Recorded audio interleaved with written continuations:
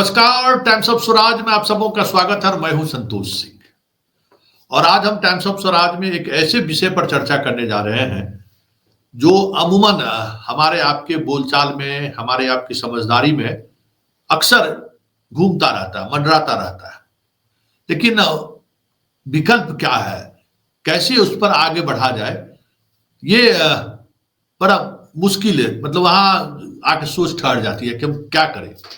क्योंकि मुझे भी वो दौर याद है कि एलएस कॉलेज से जब मैं दिल्ली यूनिवर्सिटी में गया था, हर टीचर इंग्लिश में पढ़ा रहे थे, अच्छे मार्क्स लेके गए, लेकिन फर्स्ट ईयर में हमें चीजें समझ में ही नहीं आ रही थी कि क्या रहे टीचर। और उस वजह से काफी परेशानी हुई चीजों को समझने में। अब हिंदी को इंग्लिश कीजिए, इंग्लिश को हिंदी कीजिए, उसको समझिए, फिर बहुत तरह के ट्रांसलेशन में भी अलग चीज आ रहा है। कोई जरूरी है? अब उस दौर में हम लोग बिहार से गए थे तो भार्गव डिक्शनरी पढ़ते थे। भार्गव डिक्शनरी का अपने अलग मीनिंग होता था। फिर ऑक्सफोर्ड लिए। अब आधा से ज्यादा समय हम लोग के कॉलेज से आने के बाद उस चीजों को समझने में ही लगता, नहीं तो सर के ऊपर से चला जाता था। क्लास में महीनों तो हम लोग सिर्फ प्रोफेसर साहब का, और खास करके सुमित सरकार जब पढ़ाते थे हम लोग हिस्ट्री, तो वो तो और हम लोग को लगता था कि पता नहीं। एक और सुनील कुमार थे, मतलब सुमित सरकार तो कभी कभी हिंदी बोल भी देते थे। सुनील कुमार अब उस दुनिया में नहीं है। वो जब बोलना शुरू करते थे तो उनका हिस्ट्री भी अलग था और उनका टंग भी अलग था। वैसे सुनील कुमार में एक खासियत थी कि जब हम लोग ये बात कहें तो अंत में एक सप्ताह हिंदी वालों के लिए ही सिर्फ पढ़ाए थे, तो वो अलग बात है। लेकिन मातृभाषा में चीजें सामने आए, मातृभाषा में हमें अगर पढ़ने का मौका मिले, सब्जेक्ट से जुड़ी हुई चीजें, मटेरियल अगर मिलना शुरू हो जाए, तो हमें लगता है कि बिहार या देश की जो गति है एजुकेशन के क्षेत्र में, समझदारी के क्षेत्र में, हमें लगता है बहुत काफी जल्द बहुत बड़ी ऊंचाई तक पहुंच सकते हैं। चाइना हो, फ्रांस हो, सभी देश तो अपनी अपनी भाषाओं में ही सब कुछ कर रहे हैं। हम ही लोग अंग्रेजियत के चक्कर में पड़े हुए हैं और हर जनरेशन के लोग इससे प्रभावित हो रहे हैं। तो अब एक नई उम्मीद की किरण जगी है। कुछ हमारे साथ लोग इस पर एक विशेष अभियान चला रहे हैं। उस भाषा को लेकर प्रोफेसर मनीन्द्र नाथ ठाकुर जेएनयू के हैं और पॉलिटिकल साइंस के कहने की जरूरत नहीं है इन लोगों ने, और प्रोफेसर राजकुमार बनारस बीएचयू के हिंदी विभाग के प्रोफेसर हैं। इन लोगों ने एक बीड़ा उठाया है कि हम अपनी मातृभाषा को कैसे ज्यादा से ज्यादा उसकी पहुंच बनाए, लोगों तक कैसे हम उसके सहारे लोगों का। तो भाई आप एक बार दिल्ली यूनिवर्सिटी में इसी तरीके से चर्चा हो रही थी, तो हम बड़ा इंग्लिश बोल रहा था वो स्टूडेंट। हम बोले, बाबू तुम सपना कौन सी में देखते हो, अंग्रेजी में कि हिंदी में? तो बोले सपना हिंदी में देखते हैं। तो हम तब तो जो हम सपना देखते हैं ना जिस भाषा में, वही भाषा हमारे अंतः मन में रहता है, अंतःकरण। तो वो अगर सामने आने लगे तो हमें लगता है कि जो आज की जो व्यवस्थाएं हैं, उस व्यवस्था में जो लोग हैं उनकी समझदारी बदले। क्योंकि भाषाई ये जो विविधता है ना, आदमी की सोच में भी बड़ा प्रभाव डालता है। हिंदी जानने वाले, हिंदी समझने वाले, हिंदी बोलने वाले लोग, जब हम लोग दूसरी भाषा के सहारे जब चीजों को समझने की कोशिश करते हैं तो बहुत कुछ अपना ओरिजिनलिटी खो भी जाता है। तो चलिए इस पर विस्तृत चर्चा के लिए हमारे साथ मनीन्द्र नाथ ठाकुर जी जुड़ रहे हैं। सर प्रणाम। और राजकुमार जी बीएचयू से जुड़ रहे हैं। सर प्रणाम आपको भी। सर ठाकुर सर से ही शुरू करते हैं। सर हमने अपनी खुद की व्यथा हमने कह दी दर्शकों को, भाई कैसे बिहार का स्टूडेंट जब दिल्ली पहुंचता है 6 महीना उसको ट्रांसलेट करने में ही गुजर जाता है सारा समय कि हम भाषा को कैसे समझें। और आप लोगों ने ये बीड़ा उठाया है, तो क्या आप करने जा रहे हैं इस संदर्भ में?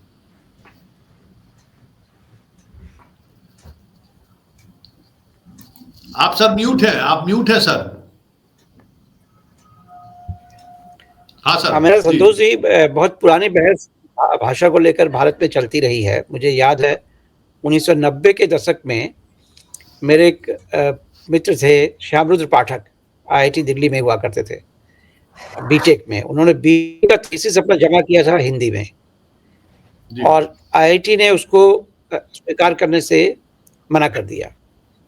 तो बड़ी बहस शुरू हुई। फाइनली बलराम जाखड़ थे स्पीकर लोकसभा, उनके कहने पे और फिर राष्ट्रपति ने इंटरवीन किया, फिर वो थीसिस एक्सेप्ट किया गया।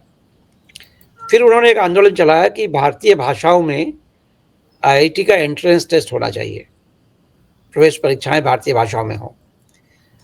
तो उस पर जो बहस उस वक्त चली जो बड़ी महत्वपूर्ण थी, कहना था कि 97% लोग जो आईआईटी में जाते हैं वो उन 3% लोगों में से होते हैं जो अंग्रेजी पढ़ते हैं। हाँ, जो भारतीय भाषाओं में पढ़ने वाले 97% लोग हैं, उसमें से केवल 3% लोग उसमें जा पाते हैं। बिल्कुल उल्टा रेशियो था। तो इसको लेकर उन्होंने एक आंदोलन चलाया था और फाइनली ये एक्सेप्ट हुआ। मुझे याद है हम लोग उस वक्त एमफिल कर रहे थे, बहुत से लोग एक साथ जुड़े थे और उसमें फिर एक मीटिंग हुई डायरेक्टर्स की और इसको स्वीकार किया गया कि सवाल भारतीय भाषाओं में दिया जाए। उनका सवाल बड़ा अच्छा था श्यामरू जी का। उनका कहना था कि हो सकता है हम अंग्रेजी में लिख भी लें, लेकिन जब प्रतियोगिता परीक्षा हो रही है, जहाँ दौड़ लगानी है लोगों को, जहाँ की एक सेकंड लोगों का महत्वपूर्ण है, वहाँ यदि समझने में भी आधा घंटा हमें लग जाएगा तो फिर हम क्या करेंगे।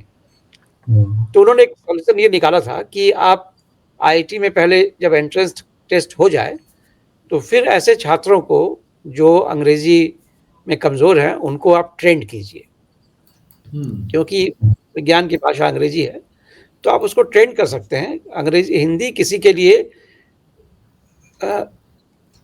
असमानता क्रिएट करने का माध्यम नहीं होना चाहिए। भाषा के आधार पे आप किसी को डिस्क्रिमिनेट ना करें, बेसिक आइडिया ये है। तो जब मैं जेएनयू में आया तो यहाँ भी मैंने देखा कि यहाँ भाषा को लेकर बड़ी समस्या थी। राजकुमार जी हमसे पुराने सज्जन हैं, जेएनयू के बारे में इनको ज़्यादा आइडिया होगा, लेकिन मैंने सोशल साइंस में देखा कि बहुत से छात्र ऐसे थे जो हिंदी हार्टलैंड से आते थे और लिटरली वो रोते थे हमारे पास बैठ के। मेरी एक छात्रा थी जो आई पटना से थी और पटना से दोस्तों ने कॉल करना शुरू किया कि वो तो वहाँ टिक नहीं पाएगी, वो रोज़ रोते रहती है, उसको कुछ समझ में नहीं आ रहा है, आप लोग बहुत बड़ा आर्टिकल दे रहे हो पढ़ने के लिए, वो कर नहीं पाती है। तो खैर यहाँ के शिक्षक बहुत अच्छे थे, लोगों ने बहुत मिलजुल के उनको, ऐसे तमाम छात्रों को हम लोगों ने सपोर्ट किया और धीरे धीरे वो बाइलिंगुअल हो गई। तो आज का जो लैंग्वेज का सवाल है वो ये नहीं है कि हिंदी वर्सेस इंग्लिश या भारतीय भाषा वर्सेस विदेशी भाषा। आज का सवाल ये है कि सामाजिक न्याय से भाषा का क्या संबंध है, कि जो डिस्ट्रीब्यूशन ऑफ गुड्स हो रहा है भारत में, जो नौकरियां मिल रही हैं, बड़ी नौकरियां लोगों को मिल रही हैं, उन नौकरियों में भाषा का क्या रोल है, या समाज का जो सोशल गुड जिसको कहते हैं उसमें भाषा का क्या रोल है। ऐसा क्यों है कि जो अपनी भाषा में बोलने वाले लोग हैं, लिखने वाले लोग हैं, उनकी पहुंच सोशल रिसोर्सेज तक नहीं हो पाती है। इसी बीच में दरअसल में जो ये नया मूवमेंट हमने शुरू करने का प्रयास किया, उसके पीछे छोटी सी कहानी ये है कि दो बड़े विद्वानों से मेरी बातचीत हुई। एक है सुदीप्तो कविराज जो कोलंबिया यूनिवर्सिटी में पढ़ाते हैं, बड़े फेमस पॉलिटिकल साइंटिस्ट हैं, और एक है प्रोफेसर अरविंद शर्मा जो मैगिल यूनिवर्सिटी में फिलॉसफी के प्रोफेसर हैं। इन दोनों से हमारी बातचीत हुई तो उन्होंने कहा कि मैंने पूछा कि भारतीय ज्ञान परंपरा का अंतर्राष्ट्रीय महत्व क्यों नहीं हो पा रहा है, हमारे फिलॉसफी को, हमारे दर्शन को वहाँ धार्मिक अध्ययन केंद्र में क्यों पढ़ाया जा रहा है, इसे फिलॉसफी का दर्जा क्यों नहीं मिला है। तो दोनों का ये मत था कि जब तक हम अपनी भाषा में अपने ज्ञान का, नवीन ज्ञान का सृजन नहीं करेंगे तब तक दुनिया हमारे ज्ञान को कोई महत्व नहीं देगी। ये बात मुझे बड़ी अपीलिंग लगी कि भाई ये तो बड़ी इंपॉर्टेंट बात है। फिर हम लोगों ने एक छोटी सी मीटिंग की, राजकुमार जी भी थे और भी लोग थे उसमें। तो ये तय हुआ कि धीरे धीरे हम लोग इस बात को आगे बढ़ाएं कि भारतीय भाषाओं के बीच में आपसी संवाद, इसलिए इस पूरे मुहिम का नाम हम लोगों ने रखा है भाषाई जनतंत्र, भाषा का जनतंत्र। ये किसी एक भाषा को महत्वपूर्ण बनाना या दूसरे को कमतर आंकना नहीं है, बल्कि कि हम कैसे भाषा के कारण जो डिस्क्रिमिनेशन क्रिएट हो रहा है उसे बाहर निकलें और भाषा को जानना हमारी कमजोरी नहीं हो जाए। कविराज कहते हैं कि भारत अकेला देश है जहां अपनी भाषा को जानना आपकी कमजोरी है। दुनिया में कोई ऐसा देश नहीं है अपनी भाषा को जानने के चलते आप ह्यूमिलिएट हो रहे हैं। तो ये मुझे लगता है कि हमें इस बात पर जोर देने की ज़रूरत है कि हम भाषा को ज्ञान के क्षेत्र में प्रवेश करने का एक माध्यम बनाएँ, न कि भाषा के कारण हमें ह्यूमिलिएट किया जाए, डिस्क्रिमिनेट किया जाए। ये जो औपनिवेशिक मानसिकता है, जिसमें अंग्रेज़ी सिर्फ़ भाषा नहीं है, वो पावर बिल्ड करने का एक माध्यम है, उससे कैसे निजात पाया जाए। और जो लोग ज्ञान सृजन करते हैं, जिस भाषा में करते हों, उसके ज्ञान को महत्व दिया जाए। इसके लिए ज़रूरी ये है कि हम एक ट्रांसलेशन करने का तरीका निकालें, कोई कोई बड़ा ट्रांसलेशन का प्रोजेक्ट हो, जिसमें एक भाषा से दूसरी भाषा में ट्रांसलेट करना आसान हो। दुनिया भर के जो ज्ञान हैं, फ्रेंच में है, इंग्लिश में है, चाइनीज़ में है, जर्मन में है, उसको हम भारतीय लोगों को जितनी जल्दी उपलब्ध करवा दें और भारतीय ज्ञान को जितनी जल्दी उनके पास परोस दें, तभी हमारा ये संवाद चल सकता है। तो एक तरह से भाषाई संवाद और भाषाई जनतंत्र का ये आग्रह है, जो हम लोग करना चाहते हैं। बहुत बहुत सर। राजकुमार सर, आपको क्या लगता है, जो सर अभी कह रहे थे कि ये जरूरी क्यों है आज के तारीख में? जैसे एक इन्होंने बताया कि भाई अगर आप अपनी भाषा में अपनी बातों को नहीं रख रहे हैं तो फिर दुनिया आपको नोटिस नहीं लेगी। तो हिंदी में बहुत सारी चीजें आई हैं, बहुत सारी नई नई चीजें हो भी रही हैं, और बहुत सारी ऐसी ऐसी बातें हिंदी में हैं, मतलब प्रेमचंद के दौर से लेके आज के दौर की बात करिए, हम लोग जो हिंदी में बात करते हैं उसमें भी बहुत सारी ऐसी चीजें हैं जो एक अलग तरीके का विचार सामने ला सकता है, खड़ा कर सकता है विचार। आप इसको लेकर क्या सोचते हैं? नहीं, आप ठीक कह रहे हैं। पहले तो मैं उस बात का जिक्र कर दूं जो मणिनाथ ठाकुर जी कर रहे थे कि ये एक तरह से एक शुरुआत हम लोगों ने की कि कैसे हिंदी या भारतीय, केवल हिंदी ही क्यों कहें, भारतीय भाषाओं का महत्व नए सिरे से हम क्यों पहचानें। तो उसमें एक चीज़ जो मणिनाथ ठाकुर साहब ने कही कि किसी भाषा से हमारा कोई वैर नहीं है, चाहे अंग्रेजी हो, फ्रेंच हो, जर्मन हो, और उससे जो कुछ भी सीख सकते हैं, या कोई भी व्यक्ति जितनी भाषाएं सीखे बहुत अच्छा है।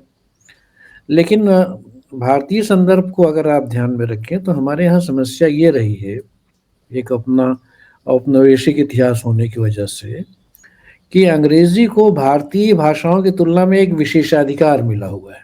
हाँ, केवल अंग्रेजी जानने से कुछ विशेष सुविधाएं, पद प्रतिष्ठा आपको मिल जाती है, जो अंग्रेजी न जानने वाले को नहीं मिलती है, जिसकी तरफ अभी आईआईटी के प्रसंग में मणिनाथ जी ने जिक्र किया कि कैसे सिर्फ अंग्रेजी न जानने की वजह से कई बार आप अपमानित महसूस करते हैं, या आप अपने आप आपकी बोलने की कब साहस ही आपका ख़त्म हो जाता है। आपके मन में है बहुत सारे विचार, हो सकता है कि बहुत महत्वपूर्ण विचार भी हों, लेकिन अगर आपको लगता है कि भाई इसको हम अंग्रेजी में नहीं बोल पाएंगे, तो फिर आप बोलने का साहस नहीं करते हैं। तो पहली चीज़ तो यही है कि कोई अंग्रेजी का या किसी दूसरी भाषा का विरोध नहीं है, बल्कि आवश्यकता इस बात की है कि इस भारतीय भाषाओं के बीच में अंग्रेजी को भी रखा जाए और उसको भी उतनी ही अहमियत मिले जैसे दूसरी भारतीय भाषाओं को है।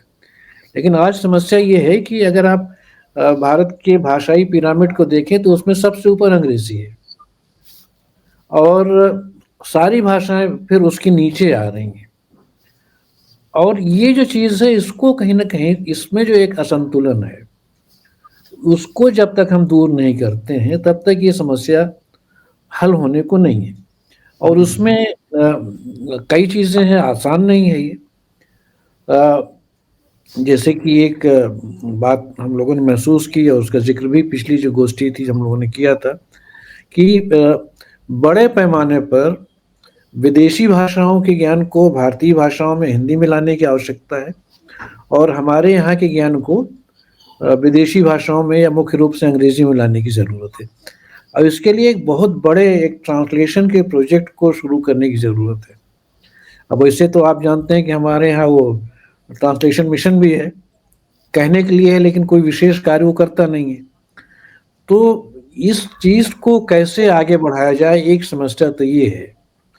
कि ज्ञान के क्षेत्र में कम से कम भारतीय भाषाओं में और यूरोपीय या दुनिया की भाषाओं के बीच में आदान प्रदान इतना हो कि अंग्रेजी पर निर्भरता कम हो।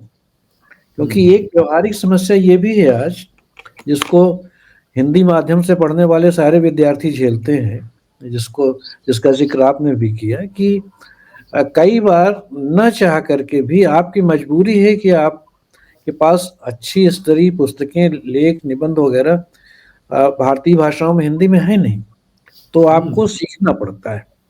और सीखने की एक प्रक्रिया है, उसमें समय लगता है, उसके अपने नुकसान भी हैं, कुछ उसके फायदे भी हैं। तो ये जो समस्या है, इसको काफ़ी हद तक अगर अनुवाद को बढ़ावा दिया जाए, जैसे पिछली बार की मीटिंग में हम लोगों ने ये भी बात तय की थी कि अगर हम यूजीसी को प्रभावित कर सकें और ये बात वहाँ पर स्वीकार हो जाए कि अगर कोई व्यक्ति पीएचडी के दौरान किसी ग्रंथ का हिंदी से अंग्रेजी में या अंग्रेजी से हिंदी में अनुवाद कर देता है एक छोटी सी भूमिका के साथ, उस पर उसको पीएचडी की डिग्री दे दी जाए। तो ये मुझे लगता है एक बड़ा महत्वपूर्ण और रचनात्मक सुझाव था। और आप जानते हैं कि कुछ विश्वविद्यालयों को छोड़ दें तो हमारे यहाँ पीएचडी के नाम पर जो शोध प्रबंध लिखे जाते हैं उनकी गुणवत्ता बहुत ज़्यादा अच्छी नहीं है। उससे ज़्यादा बेहतर और सार्थक काम हो सकता है कि अगर हम अनुवाद को पीएचडी की डिग्री के रूप में मान्यता देने की बात यूजीसी से स्वीकृत करा लें। अब जो लोग यूजीसी में हैं, ये जो करता धरता है, बातें तो बहुत करते हैं, लेकिन व्यवहारिक स्तर पर कैसे भारतीय भाषाओं को और हिंदी को कैसे समृद्ध किया जाए, इसके बारे में विशेष पहल उनकी तरफ से नहीं हो पा रही है। जो हो रही है वो बहुत सार्थक नहीं दिखाई पड़ रही। अब लेकिन इसके साथ कई समस्याएं और जटिलताएं जुड़ी हुई हैं। ये इस पर भी हमें विचार करना चाहिए कि ऐसा क्यों हुआ कि भारतीय आज के दौर में,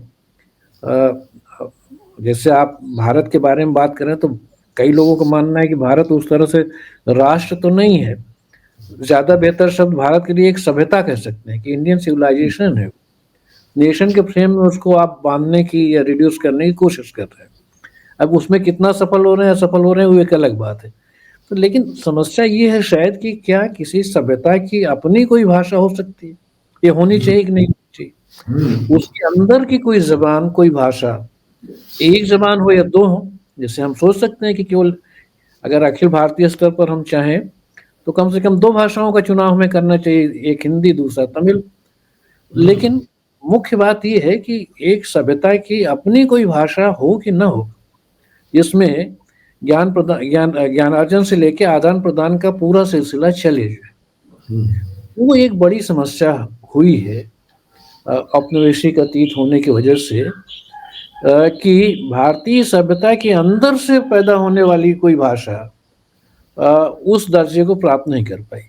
अब उसकी जगह पर अंग्रेजी आ गई और ये कहा जाने लगा कि भारतीय सभ्यता की आवाज़, चूंकि अब अंग्रेजी भी कई लोग कहते हैं कि वो भी अब भारतीय भाषा हो गई, इंडियन इंग्लिश हो गई, उस विवाद में ना भी जाए, लेकिन ये मान लिया गया कि अब भारतीय सभ्यता का ज्ञान और भारतीय सभ्यता की आवाज़ अंग्रेजी के माध्यम से ही बाहर जाएगी। जो है ये बात, इस पर भी थोड़ा सा विचार करने की ज़रूरत है कि हो सकता है कि अंग्रेजी के माध्यम से भी जाए, लेकिन जब ये बात आती है कि अंग्रेजी के अलावा वो भाषाएं जो भारतीय सभ्यता के गर्भ से विकसित हुई हैं, उनको अगर हम पूरी तरह से तिरस्कृत कर देते हैं, तब ये समस्या थोड़ी जटिल हो जाती है कि अब भारतीय सभ्यता का समूचा ज्ञान, समूचा साहित्य, समूची कलाएं अंग्रेजी के माध्यम से ही व्यक्त होंगी। और अब और जिसको भी अब इस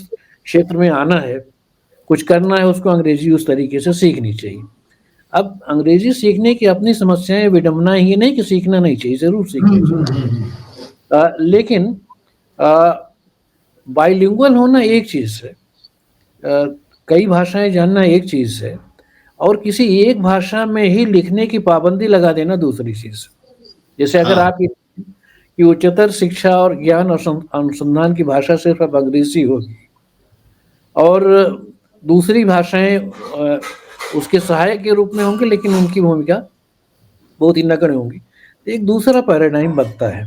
तो मुझे लगता है कि इस पर विचार करने की जरूरत है कि भारतीय सभ्यता क्या अंग्रेजी के द्वारा ही अभिव्यक्त होगी, या जो भारतीय सभ्यता के अंदर से विकसित होने वाली भाषाएं हैं उनकी भूमिका वहां पर क्या होगी। अब इसके साथ कई समस्याएं हैं, उसका एक पूरा इतिहास है जिसके विस्तार में हम जाएंगे तो थोड़ा सा और समय लगेगा, लेकिन आप जानते हैं कि शायद ये इसलिए उस तरीके से नहीं हुआ क्योंकि हमने भारतीय राष्ट्र की जिस रूप में परिकल्पना की वो बहुत कुछ यूरो सेंट्रिक था, जो यूरो केंद्रित था। यूरो केंद्रित अगर भारतीय राष्ट्र की परिकल्पना होगी तो उसमें ज्ञान, साहित्य, कला, संस्कृत के सारे क्षेत्रों में कहीं ना कहीं ये आपको एहसास होगा कि जो कुछ महत्वपूर्ण है वो यूरोप की भाषाओं से आ रहा है और उसको अगर हम सीख लें तभी हम आगे बढ़ सकते हैं। तो जिसको गांधी जी स्वराज कहते थे वो भाषा के क्षेत्र में, ज्ञान के क्षेत्र में, चिंतन, साहित्य और कला, जीवन के क्षेत्र में, नैतिक मूल्यों के क्षेत्र में जो स्वराज की जो परिकल्पना है मुझे लगता है वो बहुत ही महत्वपूर्ण है और उसको भाषा के क्षेत्र पर में भी लागू किया जाना चाहिए, जिसकी तरफ केसी भट्टाचार्य का बड़ा प्रसिद्ध लेख है, आप जानते हैं कि स्वराज ऑफ आइडियाज में उन्होंने इस बात का जिक्र किया था।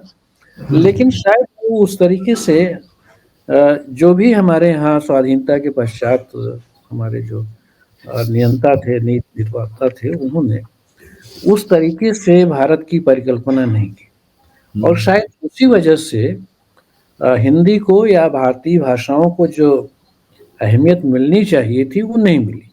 अब अंत में बस एक बात, पूरी समस्या ये है कि अगर उससे भी हमारा भला होता, ये होता कि भाई साइंस के क्षेत्र में या बहुत सारे कलाओं के क्षेत्र में, साहित्य के क्षेत्र में हम बहुत बड़ी बड़ी उपलब्धियां अर्जित कर रहे हैं, तब भी कोई हर्ष नहीं था कि अगर अंग्रेजी के सहारे ही हम दुनिया में बहुत आगे बढ़ रहे होते तब भी कोई समस्या नहीं थी।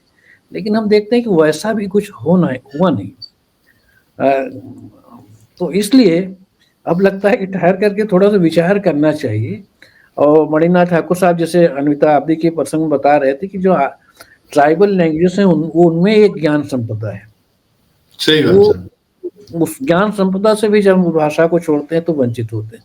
वैसे ही जो भारतीय भाषाएं हैं, हिंदी है, हिंदी की तमाम वो कथित बोलियां हैं, उनकी भी अपनी ज्ञान संपदा है, उतना उनके अपने सोचने का तरीका है, उनका अपना एक नैतिक विजन है।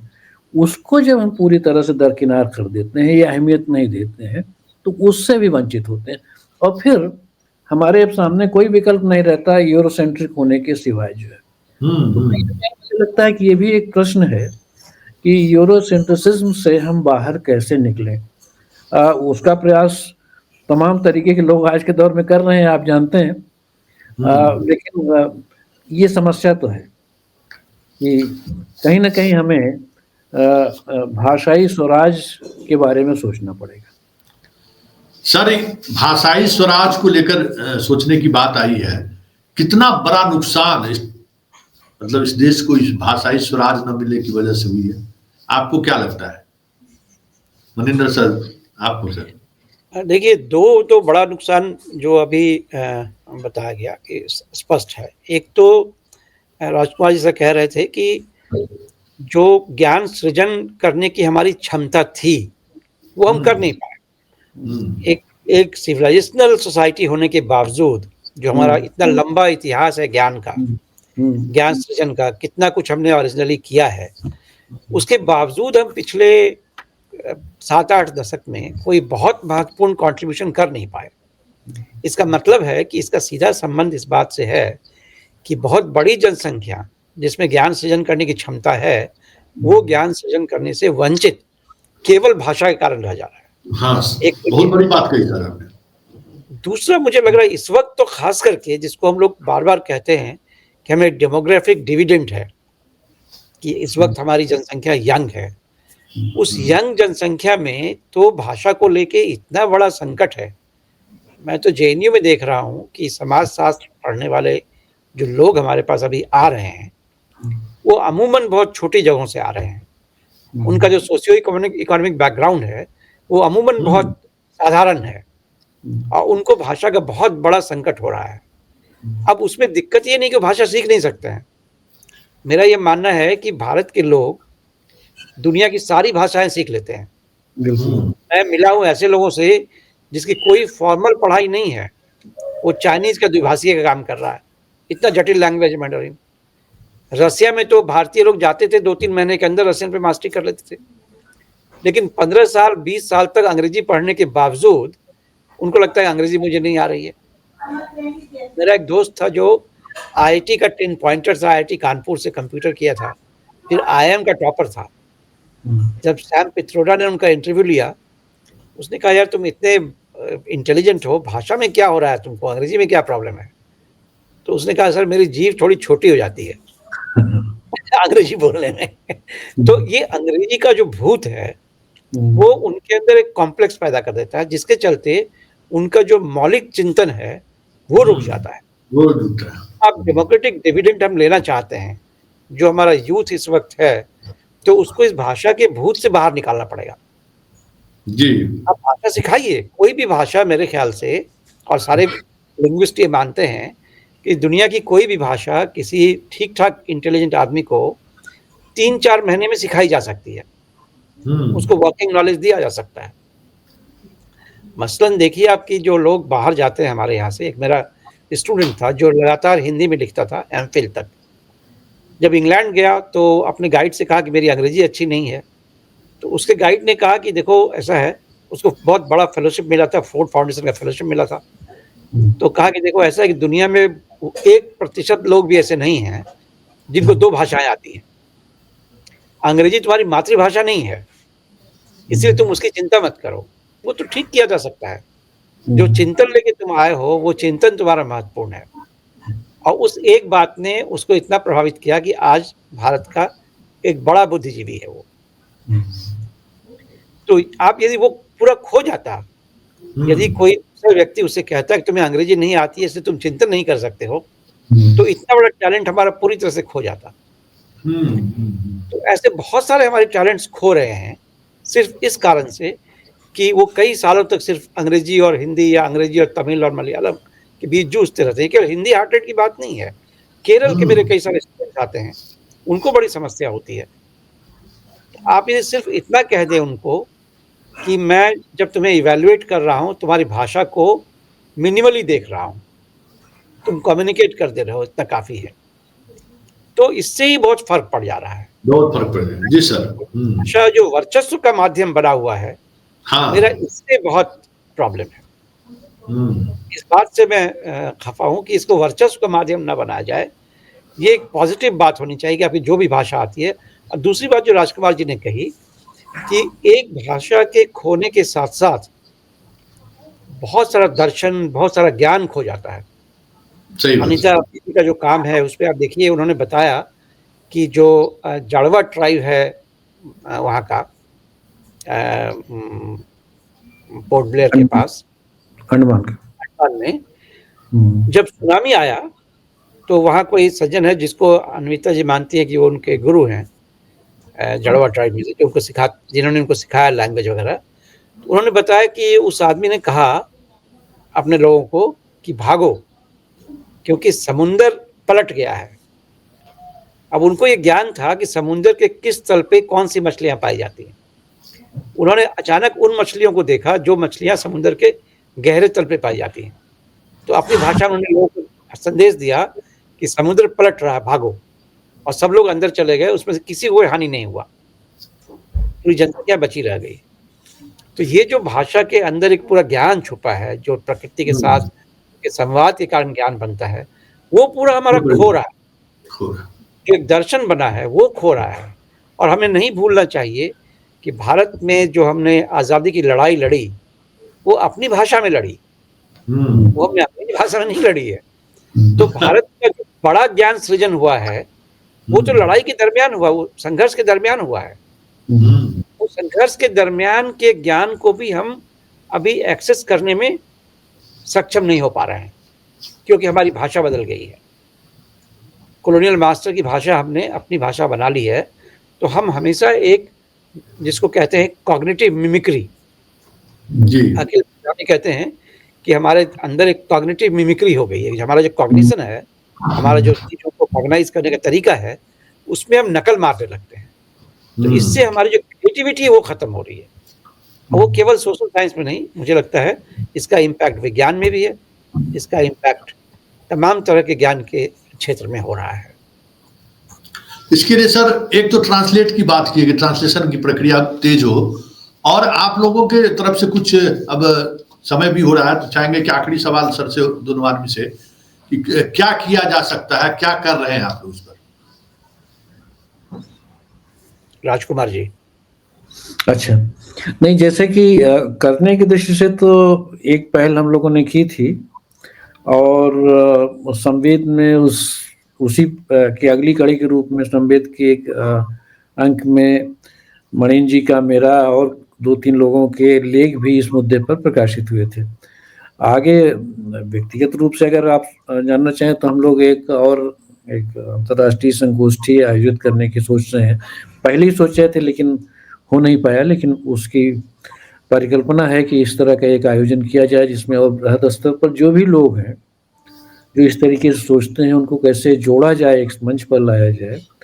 तो उसमें केवल बुद्धिजीवी ही नहीं, पॉपुलर मीडिया से जुड़े हुए लोग, यूट्यूब चलाने वाले, या और यहाँ तक कि राजनीति में भी अगर कुछ ऐसे लोग हैं जो इन चीज़ों से जिनकी उनकी सहमति है, उनको लगता है कि ये बातें ठीक हैं, इस दिशा में आगे कुछ किया जाना चाहिए, तो कैसे अलग अलग क्षेत्रों में जो लोग सक्रिय हैं और इस दिशा में उनके विचार हम लोगों से कहीं ना कहीं मिलते जुलते हैं, तो उनको एक सूत्र में जो पिरोने का, उनको एक मंच पर लाने का और अपनी बातों को उनके माध्यम से फैलाने का प्रयास, एक तो ये मुख्य चीज़ है जो हम लोग अपने दायरे में करना चाह रहे हैं। दूसरा, जैसे हमने बताया कि ये भी उसमें तय हुआ था कि यूजीसी को हम लोग इस तरह का एक रिकमेंडेशन दें कि वो अनुवाद को भी पीएचडी की डिग्री के बराबर मान्यता दें। एक दिलचस्प चीज़ मणिन जी, अनुवाद के प्रसंग में, अभी चूंकि नागरिक प्रचारणी सभा से मैं जुड़ गया हूँ, उसकी जो पत्रिका है उसके संपादक के रूप में, तो मुझे थोड़ी जानकारी थी, लेकिन और ज़्यादा विस्तार में जानकारी हुई कि एक ज़माने में नागरिक प्रचारणी पत्रिका से एक मनोरंजक पुस्तक माला छपती थी जो है, और उसमें उस दौर के तमाम, रामचंद्र शुक्ल से लेके बहुत सारे लोगों ने किताबें लिखी जो है, और वो किताबें किसी विदेशी ग्रंथ का अनुवाद है, लेकिन उसका अंदाज, उसका तरीका ऐसा है कि उसको अगर आप पढ़ें तो आपको अनुवाद नहीं लगता है, यानी उसमें आपका मन लगता है, रमता है, और उसको आप पढ़ते चले जाते हैं। ये 20वीं शताब्दी की बात कर रहा हूँ। तो मुझे लगा कि ये एक मॉडल जो है उस दौर के लोगों ने सोचा था, और बहुत महत्वपूर्ण किताब है, जिसमें मैं कोशिश कर रहा हूँ कि वो किताबें फिर से नए सिरे से छपें, कि एक दूसरी भाषा के ज्ञान को अपनी भाषा में लाने का एक इस तरह का यत्न भी किया गया था, जो ज़्यादा रोचक था, जिसमें पढ़ने वाले का मन रमता था, भाषा जिसकी बड़ी सहज थी कि उस तरीके से बोझिल नहीं थी जो ज़्यादातर अनुवादों की आजकल हमारे यहाँ होती है। तो एक मॉडल वो भी है कि क्या हम किसी विदेशी ग्रंथ का जब हम अनुवाद करते हैं तो उसका अनुवाद हम कैसे करें कि वो हमारी भाषा की जो संस्कृति है उसमें रच बस जाए, तभी शायद वो फैलता है। नहीं तो एक विजातीय तत्व के रूप में अनुवाद हो भी जाता है, लेकिन वो एक जगह पड़ा रहता है। उसका जो संस्कार हमारी भाषाओं में, उसके ज्ञान का संस्कार हमारी भाषाओं तक संक्रमित नहीं हो पाता है।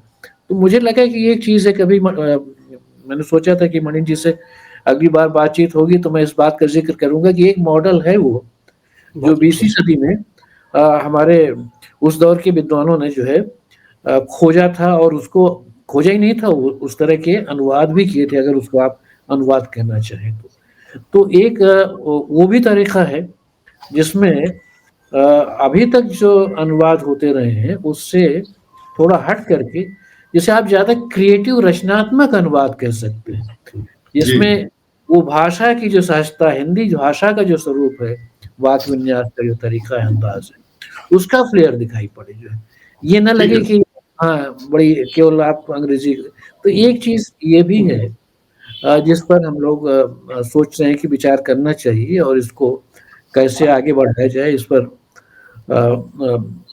हम लोग कोशिश कर रहे हैं। लेकिन जब तक ये तमाम क्षेत्रों में, जैसे हमने कहा कि चाहे वो राजनीति के में हो, चाहे वो मीडिया में हो, चाहे वो टीवी मीडिया में हो या प्रिंट मीडिया में हो, इसको ज़्यादा लोगों तक पहुँचाने की ज़रूरत है और इस एहसास के साथ कि ये अभी तक का जो तरीका रहा है वो बहुत सफल नहीं रहा है। अगर अंग्रेजी की केंद्रीयता के साथ हम सभ्यता के विकास में बहुत आगे निकल रहे होते तो ये होता कि ठीक है, चलिए इसी से काम चल जा रहा है तो अब क्यों उसको चेंज किया। वो तो नहीं हो रहा है सर। हाँ, वो अगर नहीं हो रहा है तो हमें इसको स्वीकार करना चाहिए और उसमें देखना चाहिए कि इसमें ये जो भाषा की बंदिश आपने लगा दी है कि अंग्रेजी में ही होगा वो सारा ज्ञान, उसको थोड़ा सा शिथिल करने की जरूरत है, उससे थोड़ा सा हट करके सोचने की जरूरत है। वो जब करेंगे तो जो मैं कह रहा था कि वो एक जो यूरो केंद्रीयता है वो भी आपकी टूटेगी। आप भी कुछ ऐसा ज्ञान देंगे जो यूरोप वालों को लगेगा कि ये नया है, क्योंकि अभी तक तो हम लोग ज्यादातर जो कर रहे हैं वो बड़ा डिराइवेटिव, जिसको मणि जी ने कहा कि वो कॉग्निटिव मिमिक्री होता है। वो कहते हैं भाई इसको हम आपसे क्यों सीखेंगे, तो हमारी ही चीज है, भाषा बदल गई है, आप हिंदी में कर रहे हैं आलोचना के नाम पर, लेकिन वो सारी थियरीज तो हमारी हैं, उसी को पढ़ पढ़ के आप हिंदी में कर दे रहे हैं। तो भाषा तो आपने बदल दी, लेकिन उसका जो कॉग्निटिव थियरी है वो तो वही की वही रह गई। तो ये भी एक जटिलता और समस्या है, इस पर विचार करना चाहिए कि इससे कि कई बार आप हिंदी में लिखते हैं या और किसी भाषा में भी लिखते हैं, लेकिन फिर भी विचार आपके वही होते हैं जो अंग्रेजी में है, जो वहीं से निकाल करके आप देते हैं।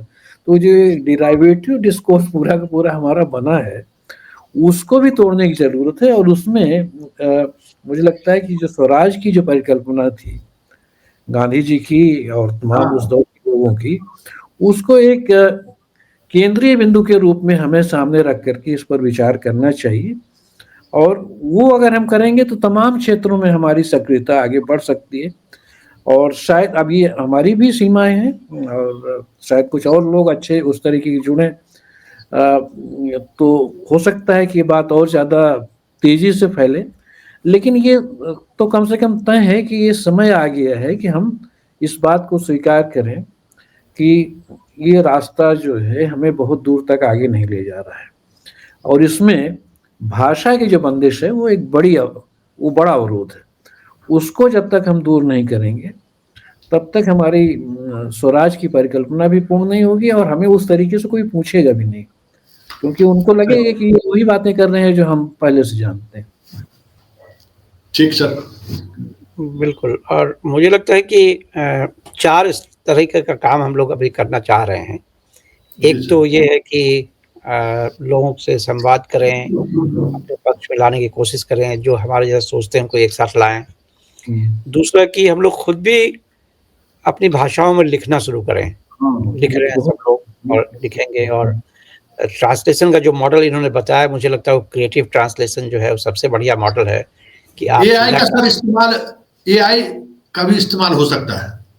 एआई से अभी तक तो क्या हो रहा है, जो एआई का मॉडल है वो बहुत अच्छे से संप्रेषण नहीं है उसमें, लेकिन यदि जरूरत पड़े तो एआई का मॉडल यूज करना चाहिए हमें, उसमें कोई दिक्कत नहीं है, मेरा उससे कोई विरोध नहीं है। लेकिन सबसे बड़ी बात जो राजकुमार जी ने कही कि संप्रेषण होना बहुत जरूरी है।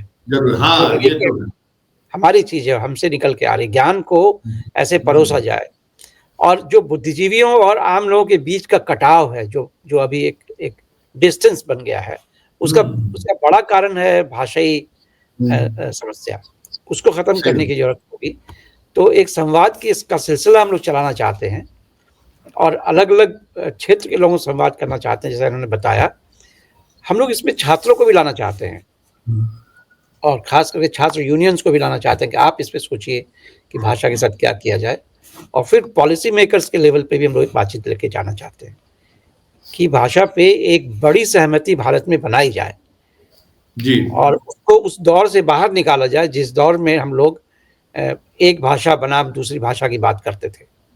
उससे बाहर निकाल के भाषा का जनतंत्र हो, स्वराज हो, भाषा कोई हमारे लिए डिमेरिट ना हो जाए। किसी भाषा को जानना, या जैसे हमारा उच्चारण है वो किसी खास रीजन से आ रहा है, तो उच्चारण के चलते हमें ह्यूमिलिएट नहीं किया जाए। हमारे यहाँ प्रोफेसर गोपाल गुरु ने बड़ा अच्छा आर्टिकल लिखा है कि जब सेमिनार में आप बोलते हैं तो आप क्या बात बोल रहे हैं उस पर लोग नहीं टोकेगा आपको, आपने शब्दों का सही उच्चारण किया है कि नहीं, इस पे पूरी बहस खड़ी हो जाएगी।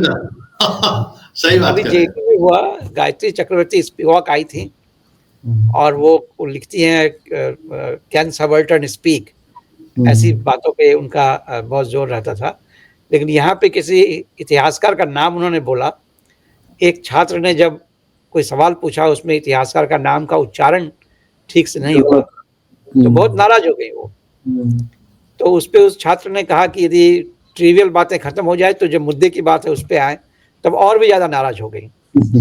ये जो एक एलिटिज्म है अंग्रेजी का, उससे परेशानी होती है। उससे क्या होता है कि आप ह्यूमिलिएट करते हैं और उस ह्यूमिलिएशन से चिंतन की प्रक्रिया रुक जाती है। जो आम लोग हैं वो डर जाते हैं, वो खौफ अंग्रेजियत का बना हुआ है भारत में, उसको खत्म करने की जरूरत है। बहुत बड़ी बात, सही प्रॉब्लम नहीं है। ठीक sir, thank you sir, thank you very much sir. नमस्कार सबको का नमस्कार sir, thank you sir, thank you.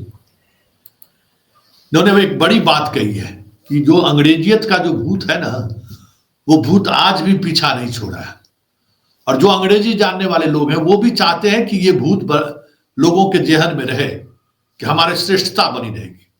वैसे हमें लगता है कि समय के साथ बहुत सारी चीजें बदली है।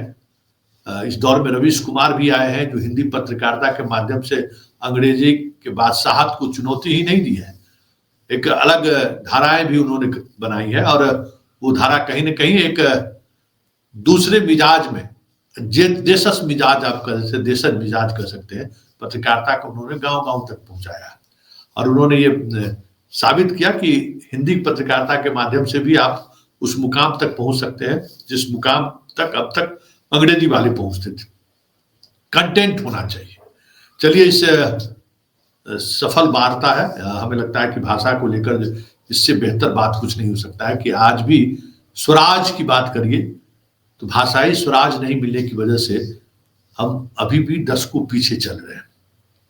टेक्नोलॉजी में भी हो, साहित्य के क्षेत्र में हो, सिनेमा जगत में हो, आज देखिए ना, हम एक अलग तरीके की दरिद्रता से गुजरते हैं। इंग्लिश आप मूवी देखिए, इंग्लिश आप सीरियल देखिए नेटफ्लिक्स पे, क्या वैचारिक तौर पे जैसे चीजों को वो रखते हैं, और हम हिंदी वाले क्या करते हैं। उसकी वजह, सबसे बड़ी वजह यही है कि हम अपने आप को इन्फिनिटी कॉम्प्लेक्स में, मतलब थोड़ा अपने आप को अगर अंग्रेजी नहीं जानते तो हीनता के भाव में रहते हैं। उसका एक बड़ा असर हमें लगता है कि हमारे जीवन शैली पर भी पड़ रहा है, हमारे राष्ट्र निर्माण पर भी पड़ रहा है। चलिए, इस वार्ता को यहीं खत्म करते हैं। ये वार्ता जारी रहेगी, समय समय पर हम लोग मिलते रहेंगे सर से, और भाषा को लेकर क्या किया जा सकता है इस पर चर्चाएं भी होती रहेंगी। फिलहाल इजाजत दीजिए, नमस्कार।